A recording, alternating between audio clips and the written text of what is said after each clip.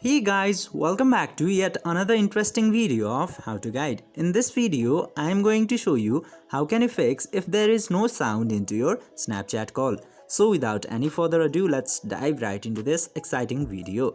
Now, firstly, just simply open your setting application and after opening the setting, open app settings. And into app settings, you just simply have to find out Snapchat, and after opening the Snapchat application, first thing you should do is to force stop the Snapchat application, then go to storage option, and into storage option try clearing the cache, and after clearing the cache try checking the permissions if the permission is correctly set or not, and after that try checking if your call is now working.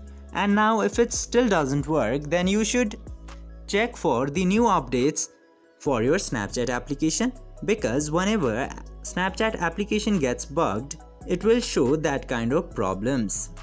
Now in order to check Snapchat update, just simply open your App Store or Play Store into your device, and if it shows update button in place of this open button, just simply update your application and try calling after that. I hope this video was helpful for you. If yes, don't forget to like, share and subscribe to the channel to never miss another update. Thank you for watching the video.